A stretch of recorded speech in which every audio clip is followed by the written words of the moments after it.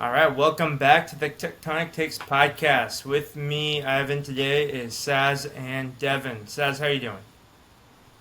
I'm doing well. I mean, my voice is starting to come back a little bit from that game. I was screaming a lot, especially towards the end with that celebration, which is like the best celebration I've seen from a Quakes player in years. But yeah, I mean, a win's nice. Mm-hmm. Devon, how about you? Hey, we'll take a win as well. But I can probably this might be factually incorrect. This might be factually correct. I might be the very first fan to hit the crossbar 2 years in a row, back to back, to win free season tickets. I'm gonna claim that. Mm-hmm. I'm gonna claim that right here, right now on this podcast. But yeah, no, excited to be back on the podcast. Haven't seen you guys in a little bit. Looking forward to discussing with the Quakes. But first and foremost, Gilberto did ask this question. Do I have any Clash merch that I'd like to show off on the podcast? Yes, I do. I got the Clash jersey right here. This is my dad's, but we got the Clash scarf. It might be backwards. We'll flip it around just in case. Either way. And then we got the Clash shoes. Coloring's a bit weird, but they're fantastic. They might squeak a little bit when you're walking, but that, over time, that hopefully will dissipate. And I'm so glad they decided to wear that for. I wasn't just one game. This is like the best jersey, and honestly, the goalkeeper jersey for it's so sick. This is like my favorite jersey they put out in a long time. I think it's mostly because I'm a fat ass at heart, and it reminds me of a Taco Bell Baja Blast. So for all the broke boys out there who also saw the price of the jersey and can't afford it but want to rep, just go get that Mountain Dew Baja Blast from your local Taco Bell, and we can walk in with that and support. Or Cantina. Yeah, yeah. Or Cantina, yeah. All right. So we had a fun start to this podcast. It will probably still be fun. Of course, we are Quakes fans, so we got the better end of what turned out to be one of the more controversial games of the MLS season. You know it's bad when an MLS highlights YouTube video that doesn't involve Inter Miami has over 100 comments on it. And as you could imagine, most of them had to do with the referee Tim Ford. And we talked a little bit ahead of we recorded this podcast, and we acknowledged that the referee was bad, and had those calls gone the opposite way, we would feel just the way that Vancouver Whitecaps fans do now. Any other initial thoughts regarding the referee performance of it all, Saz? No, the referee. I think he got spot on. Yeah, I'd be pretty mad if they went down the other way. I felt like great positioning from. I can't believe I'm saying this. Costa, and great stuff from him. Chicho went down as well. There were times where it was a little inconsistent, but it was mostly going in our favor. So like that's why the stadium wasn't complaining about it as much. But yeah, I would definitely be mad if it's the other way. We can get to Dev's opinion on this, but then I do have something I do need to get off my chest after that I would All like right. to start the show with. Well, I mean, I don't know. This might sound controversial, but I wasn't too upset with the calls that he's made, and maybe that's just because we're Quakes fans, and we have two specific examples of being screwed over by referees, and they're both in Portland. This is a consistency for us. Like, we're used to yelling at the referees. We're used to being upset. And then we finally get a couple of calls that seem okay, but I know a lot of Vancouver fans are upset. And if you're watching this, I do apologize on your behalf, or on our behalf, for whatever I might say. But I'm technically I just don't feel upset over those calls, even if I was a Vancouver fan. Yeah, Costa went down soft, but there was contact. They could have also called the Chicho penalty when he went down in the first half, but they didn't do that. There are a couple of calls, like even the first yellow card when Costa went down. He had like gauze in his mouth. He got hit in the head. That other fans would be saying that's a yellow card, right?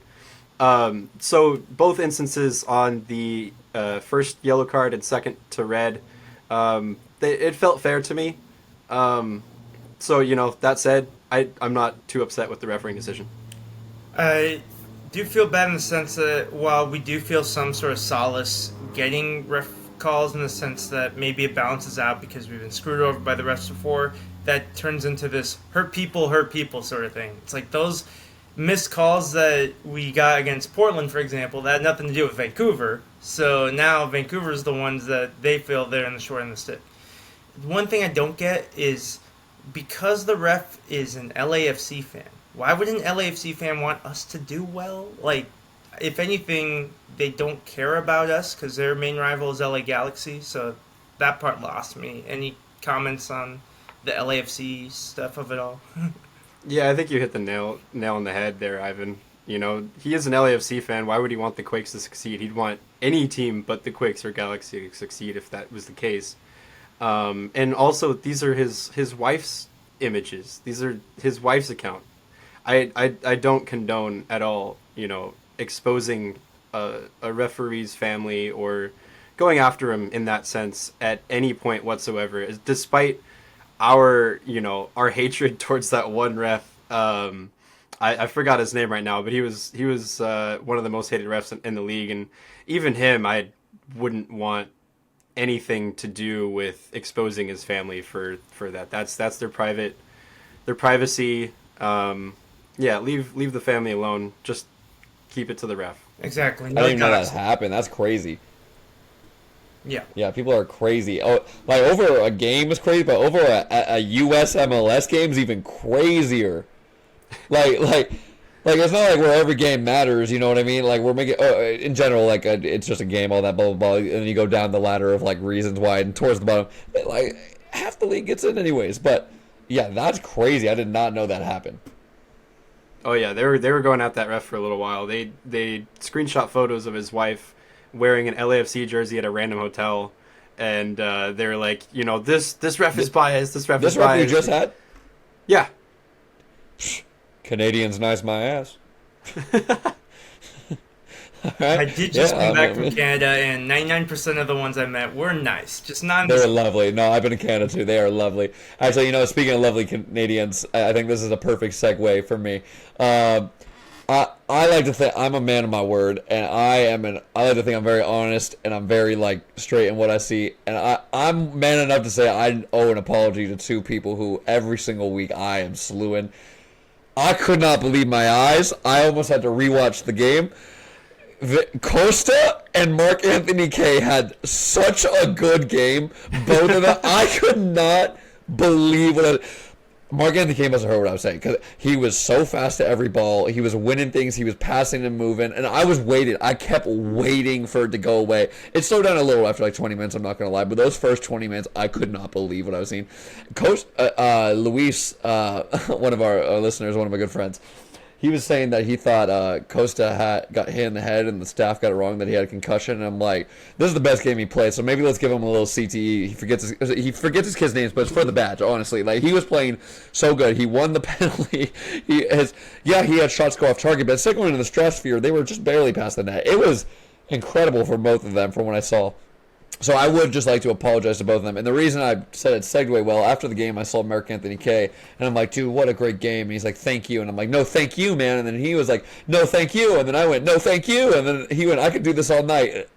So that was a funny little story from that as well. And if we want to even transition to the game, Bo LaRue, dude. Oh, my God. I thought the Quakes actually played horrible this game. I thought we played really bad, and I'm actually surprised we outpossessed them, even after the red. Bo was phenomenal at getting the ball and quickly switching it and just going through. I wish Abram was here so he could just take the Zizou credit that he deserved. You know, that's another person I'll apologize to, because when I really laughed really hard when he said that. That was a phenomenal game from Bo. Yeah.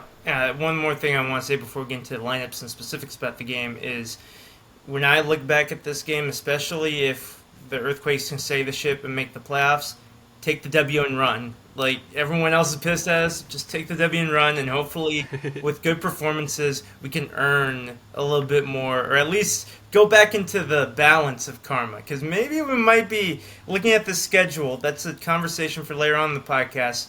It's going to be some tough sledding, but into this specific game, I was looking at the lineups, and I was not surprised whatsoever that the Whitecaps ran the same starting 11 that I had the pleasure of seeing destroy Sporting Kansas City when I was in Vancouver.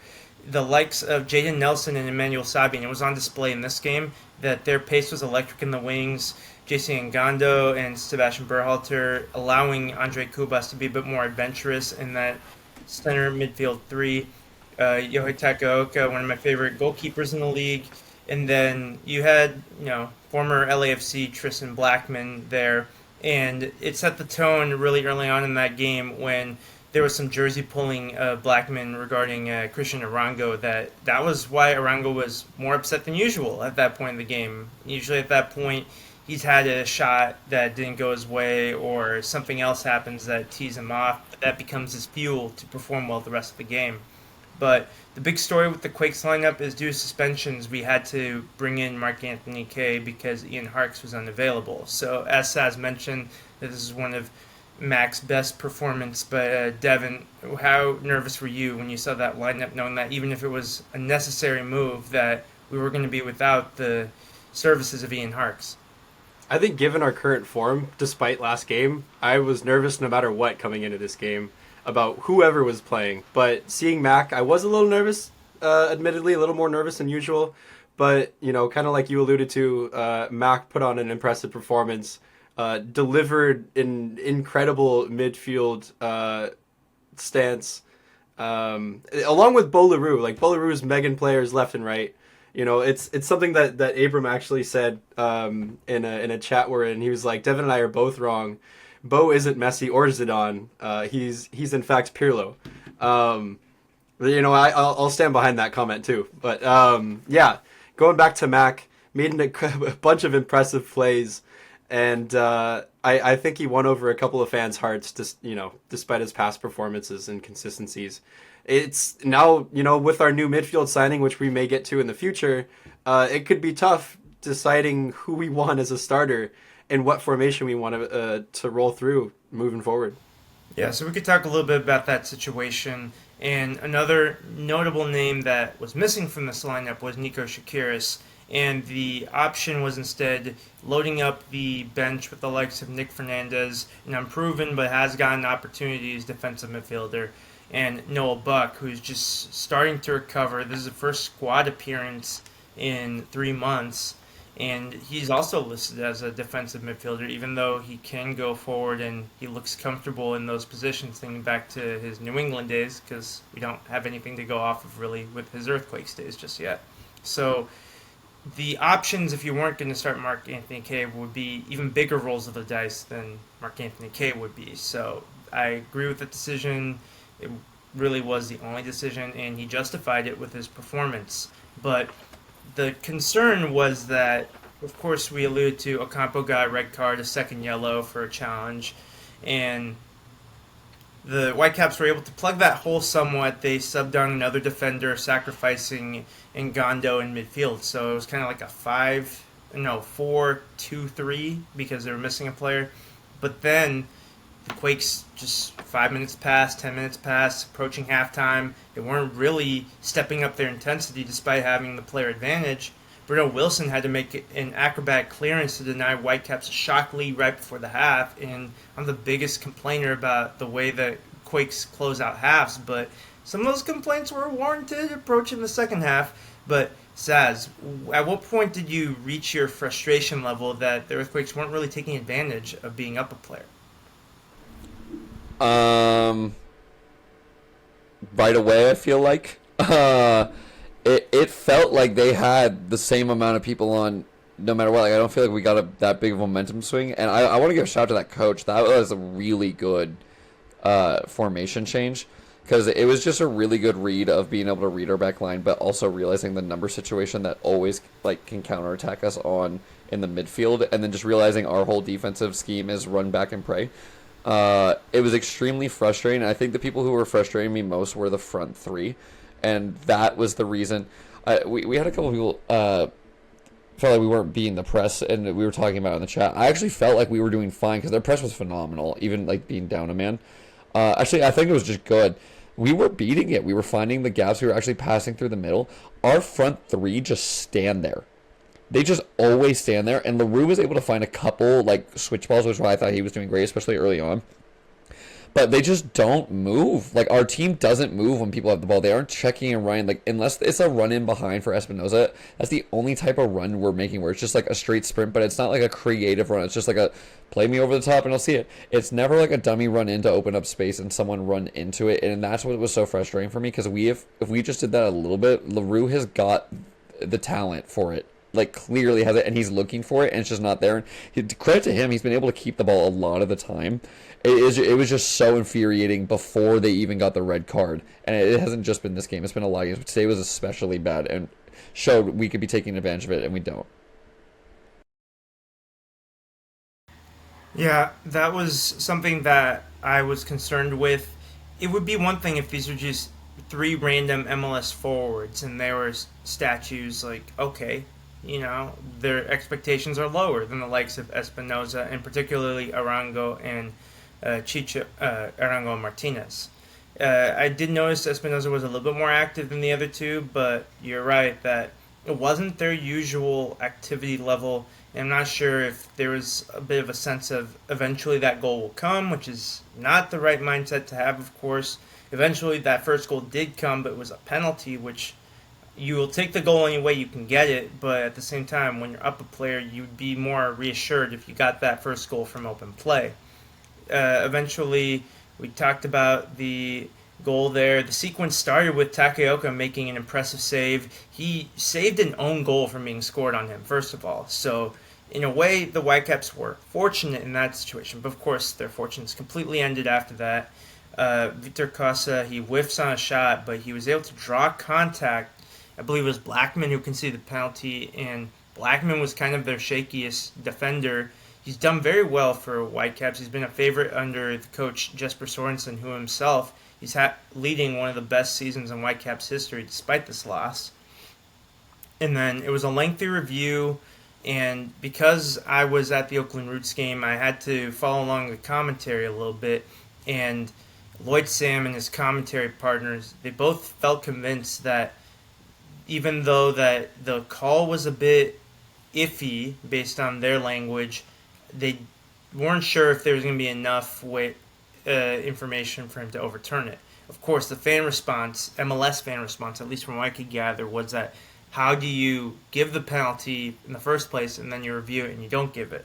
But in any case, it was a Martinez stepping up to penalty. He made it 1-0 Quakes, and it's his fifth goal in 4 games versus the Whitecaps. Of course, he's only played in Eastern Conference teams before this, so he hasn't played against Vancouver that often. But Martinez and the forward three really needed this too. Otherwise, this would have been a very disappointing performance, right, Devon?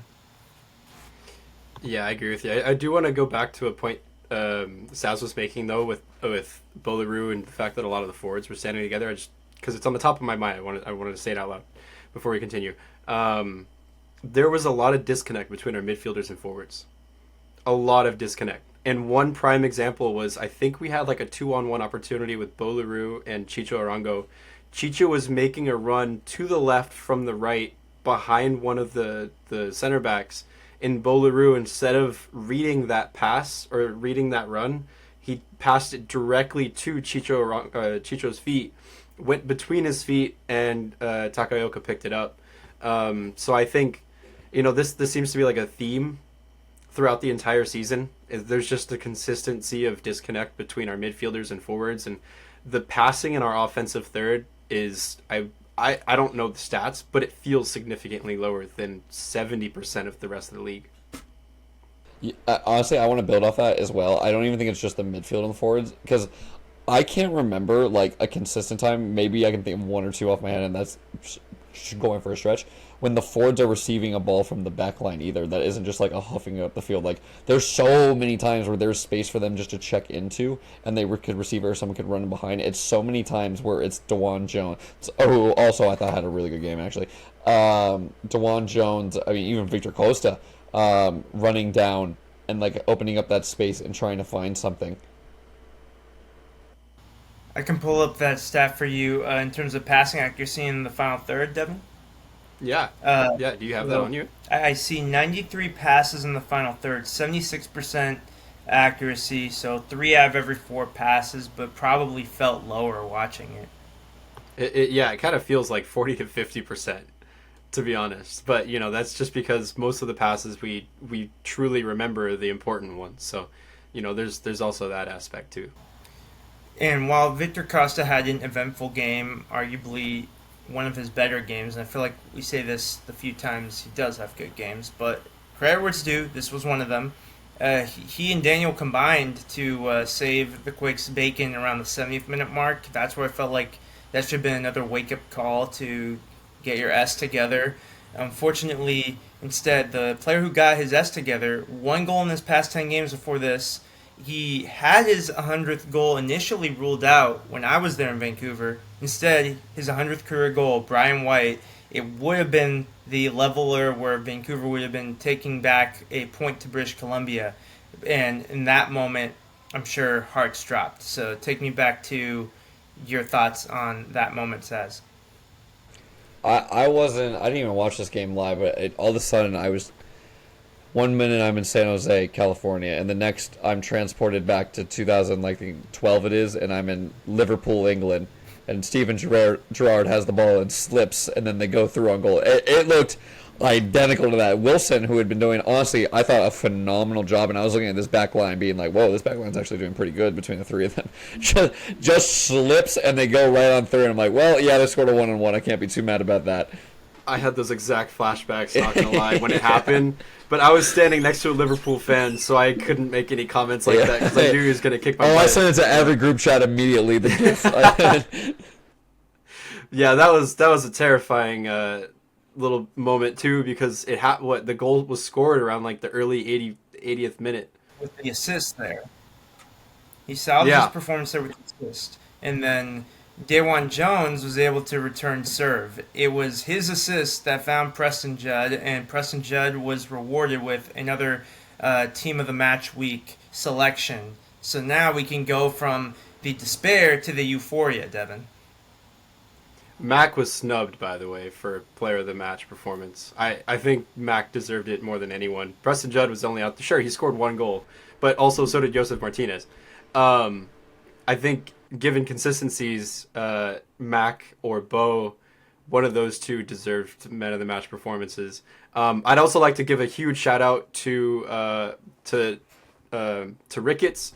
He got the hockey assist on that goal. He also was there. I dapped him up for the crossbar challenge hit. He was out there with the fans, giving advice to all the season ticket holders attempting their challenges. And I also congratulated him in person, for his hockey assist. He only had like a very minimal amount of touches, and his performances from those touches were inspiring, to say the least.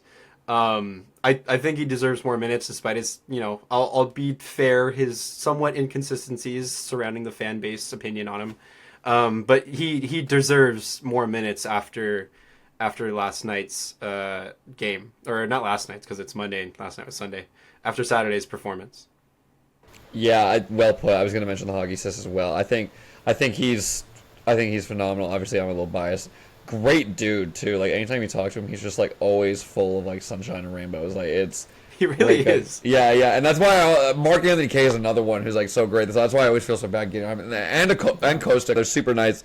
I honestly think Jamar's is more of just like experience in the league, and like he just needs to get that experience coming down. I think Costa played well tonight. I think Devon played good tonight. I think I would have liked Jamar to. I think they earned their starting spot tonight. I would have liked Jamar to come on a little earlier. I think that would have been a good move. But I fully agree. I personally think he should get more minutes, especially in this system. But yeah, Ivan, if you are still there.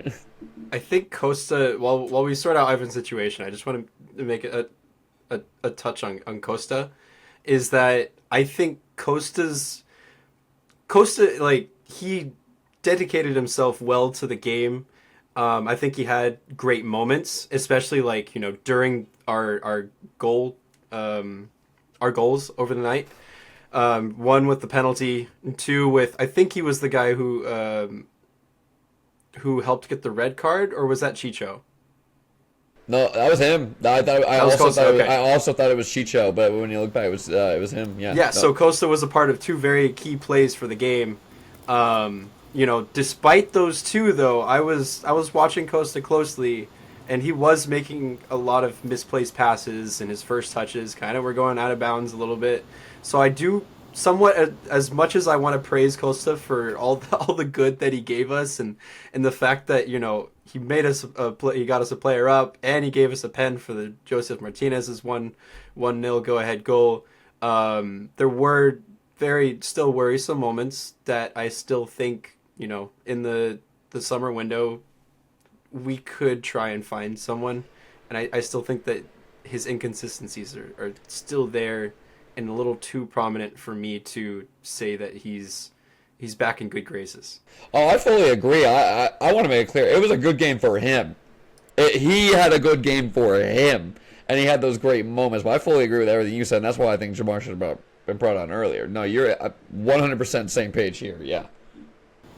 Yep. I mean, it takes more than one game to turn around your perception as a player among your fans, but you can only do your best, and if this is Victor Costa's best for this one game, it was good enough. But we will face Vancouver Whitecaps again in BC Place later this season, and there's a good chance that they will get 4 key players added to their squad on top of 2 lesser-known transfers. But the players I'm alluding to, Ali Ahmed, Ranko Veselinovic, and Ryan Gold, they're all injured right now. They're expected to be back at some point in September. And of course, their big signing, which is going to be flanked by other defensive reinforcements, but the big headliner, of course, is Thomas Mueller, which is the biggest signing to happen in MLS the month of August. We're not talking about any LAFC signing. Don't worry, Devon. But that's going to be something that we're going to have to look to, as now we can kind of see the home stretch here in terms of upcoming games for the Quakes. There's only 8 games left. Quakes have played the most games in the Western Conference, tied with Minnesota and Colorado Rapids. So we're looking over our shoulder, even though we're above the playoff line. And there's a lot of heavy hitters in that lineup.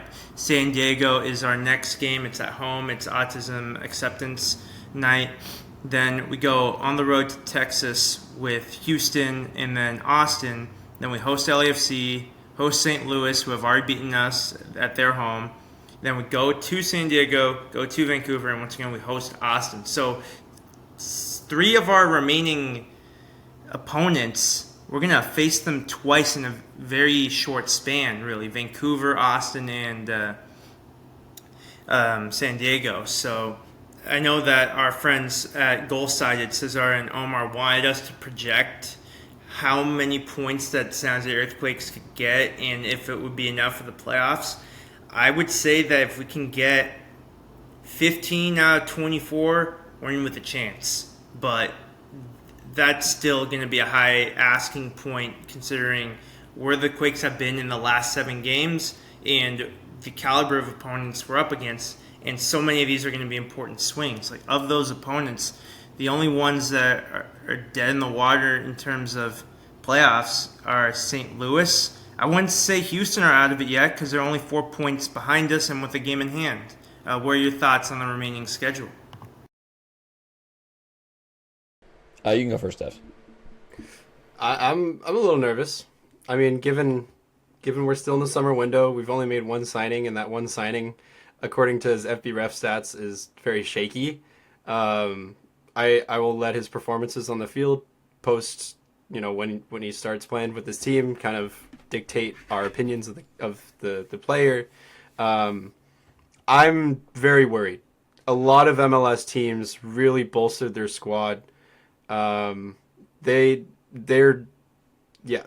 taken up to the top. I don't see us winning more than 3 or 4 games for the rest of the season, to be honest. A couple things. If we went on to get the 0 points for the rest of the season, I don't think anything would shock me up with this team anymore. From the years I've been following it, so I'm not even gonna. I can't predict. And I've been saying, look, there's some games through every season in every sport in every league where a really good team is going to lose to a really bad team, and vice versa. We've had a couple of those where we should have won it and we lost it, and this is a game I think we all went into saying if we lost, we wouldn't be shocked. So we got to win out of this one. I have a little bit of hope for this signing because we've had quite a few signings in a row where I've watched the highlight reel and I'm like, whoa, this guy's kind of a baller, and then they didn't do anything for us. I can say with certainty this is the worst highlight reel I have ever seen in my entire life. I don't know how Like, it scared me that this was the best. Like, first video was like him kind of running. Like, okay, he kind of pressed, he kind of got something. The second one, the second clip they show, he kind of takes a heavy touch. I literally physically cringed and winced at once. Like, I couldn't even help it, and like it was the worst highlight reel I've ever seen. So hopefully that kind of like reverses the curse, and he's really good for us. I saw him at the game. Actually, I saw him after the game. He's a big dude. He is huge. At least like, yeah, maybe it was like a perspective thing because he was a bit away towards the end of the game. But yeah, I'm hoping at the very least it's some reinforcement. Maybe that's why Mark Anthony Kay had a good game. He's like, oh, okay, some competition. Yeah, I'm still not convinced on how we've been playing or excuse me, not been playing. Yeah, it's going to be a grind for sure. I think the rest for sure helped us, but we've had a terrible schedule as far as like we have a couple games, and then we're going to throw a million games in like 2 weeks, and then we're going to have a couple games, a million games in 2 weeks, then every other week's going to be off. It's been really weird this year as far as our schedule. I haven't quite seen a schedule like this for us. Yeah, I'm just taking it game by game. I can no longer try and predict what we will and won't do with this team. All right, so there you have it for anyone that was interested in our thoughts with the upcoming slate of fixtures. That's the best we can do for you. So Devon, with your high point of 4 wins out of those last 8, so if we're going to match that with my minimum of 15 points, then we would have to win 4 and draw 3. So that would be really tough to go through those last 8 games only losing once. So yeah, I don't know how it's going to go. Regarding Ronaldo Vieira, he certainly has aura points. It's a really promising name. Like, I would put my son through soccer if his name was Ronaldo Vieira. But he was born in Guinea-Bissau, and he represented England U21s as recently as 2018, of course, because now he is 27.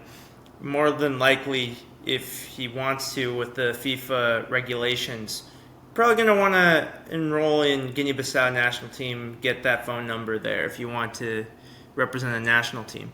But that would still be cool. And he is listed as 5'10", interestingly, Saz. But he may be a very bulky 5'10". Yeah, honestly, well, I mean, 5'10" for a soccer player. I mean, I'm 6'3", and like, but he was on a cart, and then he was like walking away, so it was from a distance, so I didn't actually get to like square him up. I also went. I have the thing pulled up if we want to go like quickly game by game and some thoughts, because I was actually kind of curious.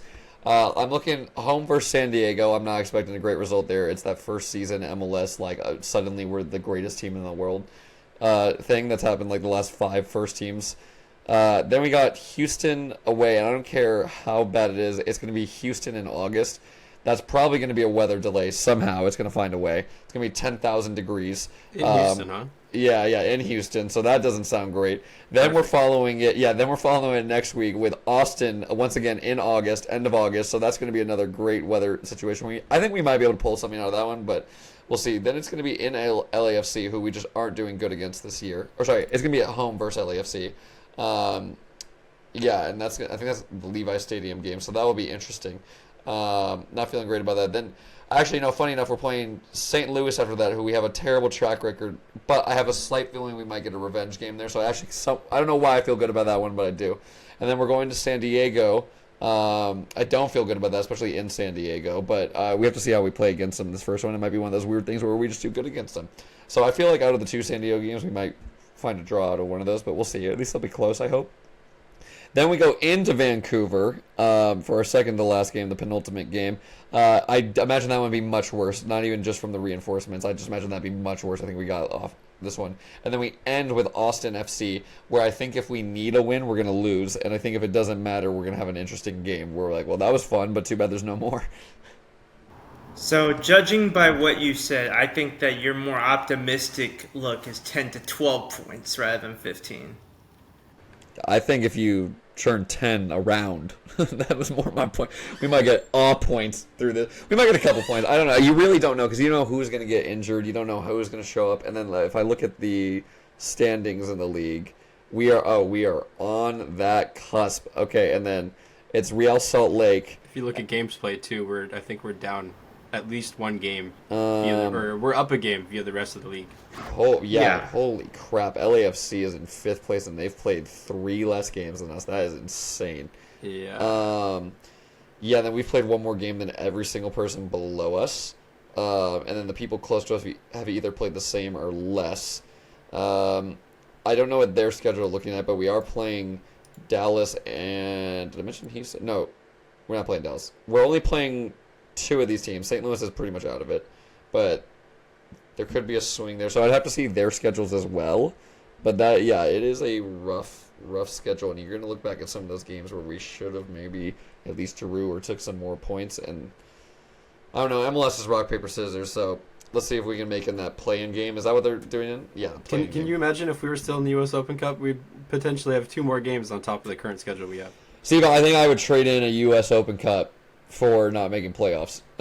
Oh, absolutely, I would Yeah, too. yeah. Yeah, but fixture congestion wise too, like I'd be a little worried about our current status of the team, considering we don't use any of the homegrowns we've signed and other players that are eligible. Yeah, U.S. Open Cup gets us into Champions League football, I believe. But either way, it's still a lot of fixture congestion, and those important games that we need to make into the playoffs, we wouldn't have our starting players, because Bruce kind of alluded to having more of a desire to playing in U.S. Open Cup.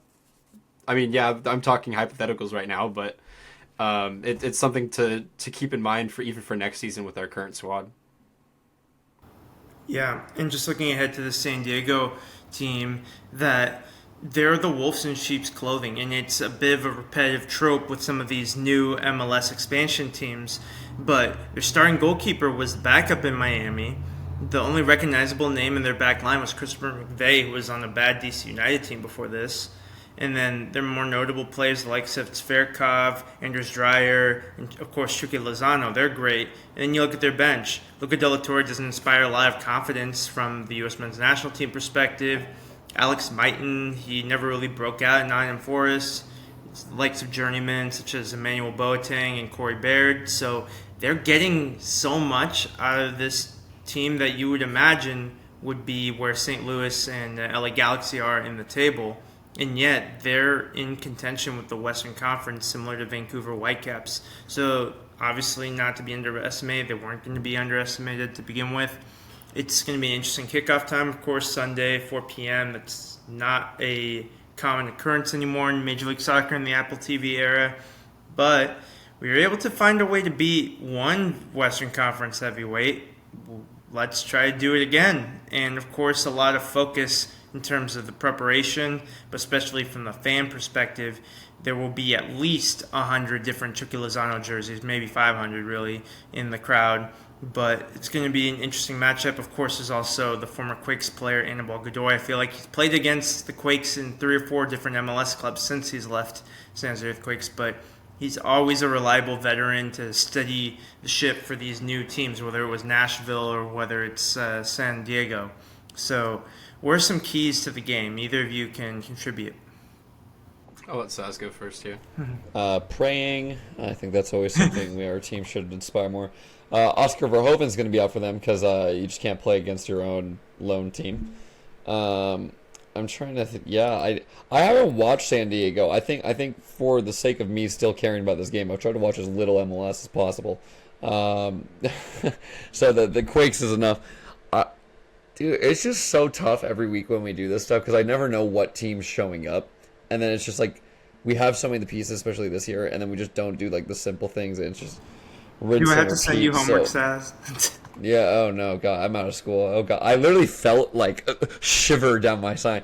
You can take the man out of the classroom, but you are a teacher at heart. Oh my God. It's like how even though years after you graduate college, you still get the recurring nightmare of, Dude, I I had forgot one to drop a recently. class and I haven't showed up all semester. I'm going to fail this course and I'm going to an exam I haven't studied for because I dropped this class. Dude, I have that. I recently had that nightmare. I have that so often where it's like, oh my God, I forgot I even had this class and I haven't been doing homework for this class. How do I like save the grade right? Oh God. Anyways, yeah. Wow. The All right. Vietnam Yeah. flashback meme just appeared on Saz's. It's still here. I gotta be honest. Yeah. Oh my God. Speaking of my schooling days, there's two gauchos on the other team. I'm trying to get them. I'm gonna go to the game, and this is so off topic, but I feel like it's fun to talk about anyways. I'm gonna go to the game wearing some of my Santa Barbara stuff, but so for those of you that don't know, I don't know why this game like at UC Santa Barbara, we don't have like a football team, so like our soccer team and basketball team are the really big draws. Just had some people go to the NBA. AJ Mitchell just won with the Thunder. Woo. But yeah, they have two gauchos, and when we score a goal in soccer, we all throw tortillas onto the field. So I'm gonna bring a tortilla to the match. I'm gonna try to get Boateng and I'm blanking on the other guy's name to sign the tortilla. And then I told Jamar it was my birthday game because it kind of is. So I'm gonna see if I can get a jersey off Jamar, and then I'm also gonna see if I can get one off Harks for the birthday game. And then also before we moved on, I did want to give a shout out to Preston Judd. That celebration meant a lot to me. Just coming into the fans, like I always want the heart and the desire from the fans. And that's another thing I've liked about Jamar is like there's a lot of times where we get beat on plays. Jamar still sprints back. There's an amount of players that like they get beat by a little bit and they're like, jogging, he's in front of me. So I really appreciate things like that, and it just inspires. And it's just like the moments go viral, so the club should like it too. But I don't know, it just makes me so happy to be a fan. It makes it feel like it's worth it, and they actually do care. Because there's sometimes I leave the game and like I'll be doing on this podcast or something, and my best friend will even look at me. He starts laughing. He's like, "Dude, I feel like you care more than anyone that works there." So it's things like that I really love. As far as being San Diego, it just shows. We gotta see who shows up that day. Yeah, Devon, any thoughts on any tactical things you're looking forward to in this game? I don't know too much about San Diego except for Anders Dreyer. Please don't play against us. I swear to God. Coming from the Danish National League or the Danish League, please stay away.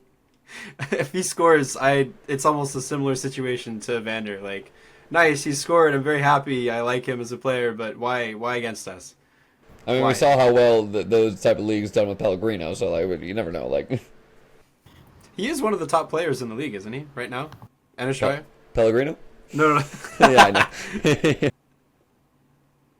Yeah, Anders Dreyer. I don't know what his stats are at the moment, but yeah, he's always an interesting player, and he links up well with Juki.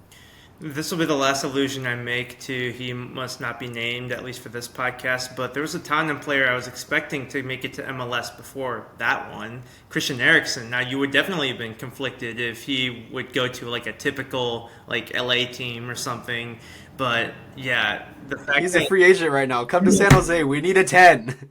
and we need a Danish player. Like the last Scandinavian player we haven't had one other than Pellegrino since Magnus Eriksson. I believe there was a rumor, or at least there was something confirmed from either Tom Bogert or one of like the relevant media guys, is that we were in the running for a Danish manager at one point. I think it was during the 2022 season, maybe a little sooner. We were in the running, and I think he was one of the final candidates for the San Jose Earthquakes job, and he wasn't chosen. And I would have been so happy if we had a Danish manager because they do so well. Hence Are why you Tottenham, Danish? like 3%. Is that what that flag is under the SJU? Right here? Yeah. That's a Danish flag. I'm like, am I tripping right now? Am I like? I only found out through one of my ancestry apps that I'm like 3% Danish, but we host Danish international students here from the months of like October to December. So that's kind of why we have like a Danish dedication in our family and our household. It's pretty cool. Yeah, so I've kind of just like taken that front on. I'm now a huge Denmark soccer fan and follow a lot of Danish specific players, which is why I like fell in love with Evander's style of play, because he played for FC Michelin, which is my favorite Danish team. So yeah, huge Danish, lots of Danish roots. Anytime a Danish player plays against us, I just hope he plays well, but doesn't score any goals, if that makes sense. And like, hopefully it's only that player that plays well against us. Everyone else can shit the bed. I really want to see Anders Dreyer play well, but at the same time, the 10 other players can stay on the airplane right outside the stadium, please. Yep. One last transfer I'll mention. The most recent one that's been confirmed is an outgoing in MLS, and I'm annoyed that this is the Texas team we don't get to play again. Lucho Costa from Dallas to Fluminense. So, poor FC Dallas. I mean, I guess they still have Peter Musa, but they can't have nice things, it seems like. Yeah, I mean, what we were also in talks with him too, but Fluminense beat us to it, which I think is really funny because we should have made the first effort to sign Acosta, and there's some things that we don't know, but I think we should have been on Acosta's ass all since he went to Dallas. We should have signed him, other than Fluminense, unless he just wants to leave. Unless he wants to leave, we should have had him. We should have had him. We've gotten to the point of the podcast where we're displaying our maturity as podcast hosts. Not yeah, little no, ass. Yeah, Not yeah, little yeah, ass. yeah, I don't even know if you caught what Ivan said there. Yeah. But in any case, I think that we're all awaiting in bated breath how this Earthquakes team is going to respond now that they've finally gotten a win to break their winless streak at 6. They have another big challenge, San Diego FC, coming up. Our Saturday is freed up in a sense in terms of San Jose Earthquakes gameplay, but San Jose will be instead playing on the Sunday at 4 p.m. Perhaps we had to use up all the good energy for the Bay soccer teams because Oakland Roots lost that weekend and Bay FC had to settle for a draw with Chicago Stars. They're also in a similar position in the playoff push. But once again, thank you all for listening to us. I am working on a FIFA World Cup simulation article. So based on where the qualifiers are in all the different confederations, I'm going to try to project which teams will make it to the World Cup next summer and make a little bit of a tournament path. It sounds like a lot, but I'm going to try my best to make it so it's like a 10-minute read. Look out for that in the next week or so. Saz, Devon, where can people find you? Here. If you see me on the street, say hey. Actually, usually I'm like, oh, I love talking to people. Say hey to me if you come to the game. It still applies. Come up and say hey to me. I love talking to people. And there's been a couple times people come and say, like, we listen to the podcast. I'm like, oh, yeah, I really love talking to that. Still applies. There is a good chance I am violently hungover for this next game. I'm doing a birthday celebration the day before.